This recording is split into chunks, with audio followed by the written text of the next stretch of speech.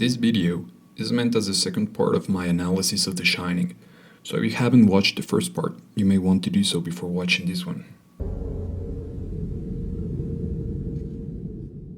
Following the argument of my first video, we can see how the movie not only wants to comment on the individual's dark side that is kept hidden, but also as something that happens at a national level.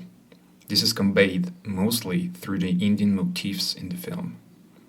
When Stuart Ullman is showing the place to the Torrance family, he mentions nonchalantly that it was built upon an Indian burial ground, and that they even had to repel attacks from them. As a symbol, it plays directly on a dark past being buried, swept under the rug as it were, but also on the disregard for it. After the killing and desecration of their holy sites, the hotel still cynically uses Indian art to adorn their hotel. Are all these Indian designs authentic? Yeah, I believe they're based mainly on Navajo and Apache motifs. In what seems a garish show of unrepentance, with their religious art reduced to the commodities of their persecutors, or almost like trophies of conquest. Another relevant moment happens at the bar scene, where Jack says, "White man's burden, Lloyd, my man. White man's burden." White man's burden, alluding to the idea that the purpose of the white race was to help raise from barbarism other races. But here it's meant to showcase the horrible irony of how that helping actually took place. You set 'em up and I'll knock 'em back, Lloyd. One by one. Finally, the photo at the end of the movie was taken on the 4th of July, the United States festive day, clearly meaning to associate the darkness of the hotel to the nation itself. We had 4 presidents who stayed here.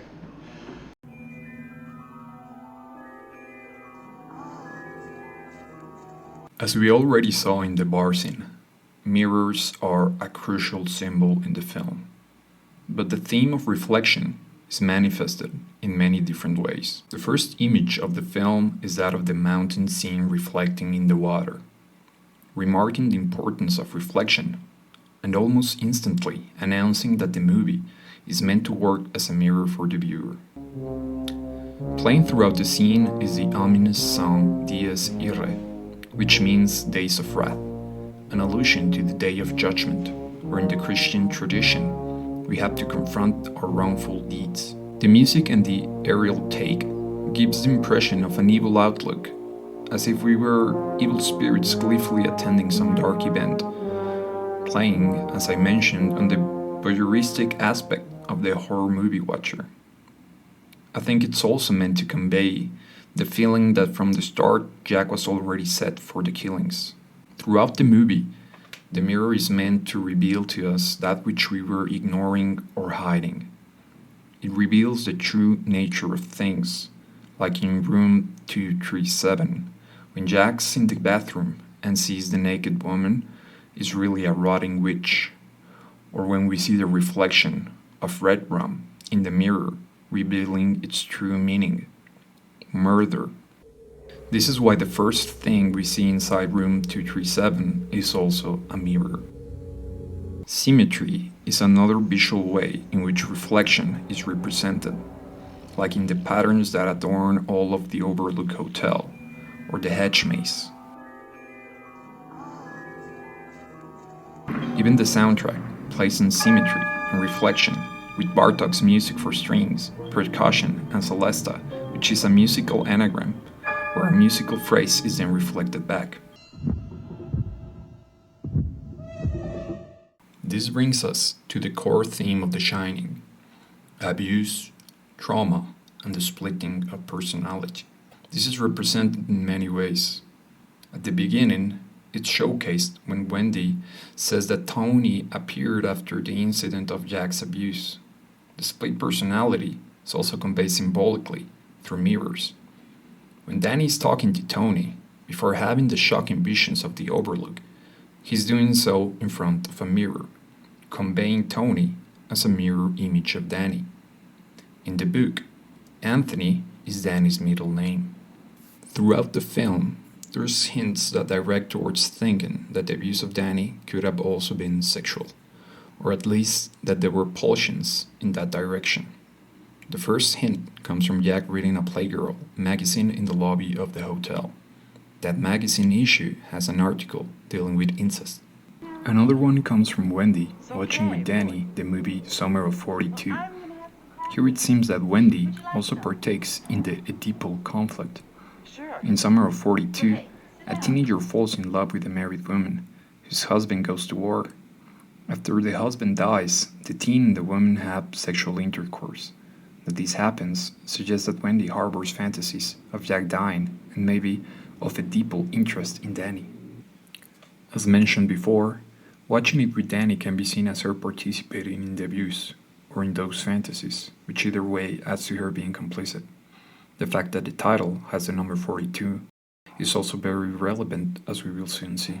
Then we have the scene where Wendy sees the bear costume ghost giving oral sex.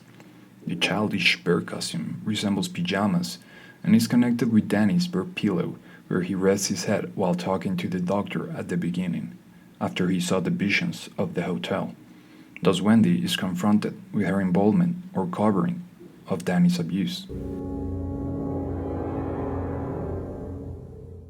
The numeric symbolism of number 237 is significant. On one hand, it signifies duality, the split personality, the Grady twins, and all the other mirror and reflection symbols. The number 3 appears in The Use of Enchantment, the book Kubrick used to write the script, as related to sex. The sexual organs come in 3, like the phallus and the 2 testes, and in sex, 2 people create a third. But it's also related to the family unit and thus to a Oedipal conflict. Finally, 7 is also a big number, appearing in many parts, a number which can symbolize fate or doom. This is an association that comes from the traditional worldview, where astrology was incredibly important and thought to determine fate, with the 7 traditional planets being considered the rulers over the fate of mankind on Earth. We see this number in many places. 1907, when the hotel was built.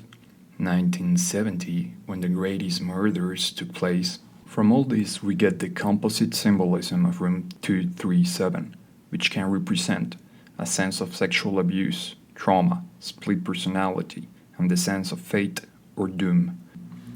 It represents the room where the hidden sexual and violent impulses are hidden.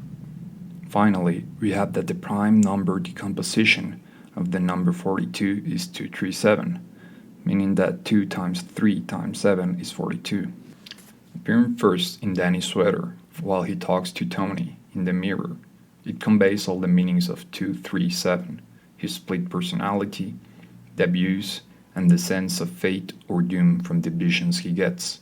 And going back to the movie Summer of 42, we can see how that collaborates on the involvement of Wendy in these associations. But it's not only Danny that has a split or dual personality. Jack too is split. Part of how the movie shows this is by constantly showing Jack reflected on mirrors. The famous phrase, "Here is Johnny," to me represents the other side of Jack, as Tony and Danny, Joni and Jack. Here's Johnny! That Jack was in turn abused, I think, is a fair assumption to make based on the movie presenting him as split, but also considering the theme of recurrence and repetition that is meant to allude to the reenacting of trauma. One who is abused, unless he heals from that trauma, will repeat that abuse. Thus Jack was abused, but having repressed that darkness, he now reenacts it with Danny. Repetition is, in a way, a reflection through time, a time mirror. Trauma repeats itself until resolved.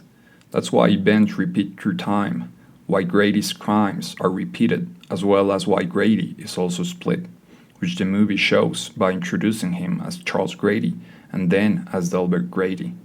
But it goes further than that. All the caretakers mirror each other throughout the film. First, in the interview with Bill Watson, the summer caretaker, when they sit, they do it in a way that they mirror each other, with Bill also resembling him. Then in the red bathroom scene, when Jack looks at himself in the mirror, the camera switches and we're looking at Grady, where Jack's reflection would be. Also, during their talk, the camera switches their positions constantly to further create the mirroring effect. Thus, the caretaker is an eternal archetype that keeps reincarnating, getting mirrored and reenacted just as trauma. In the movie, we're meant to see ourselves in both Jack and Danny, recognizing as it were both sides of the issue, the victim and the abuser, the monster and the victim, where in a sense both can inhabit the same person, like in the split personality.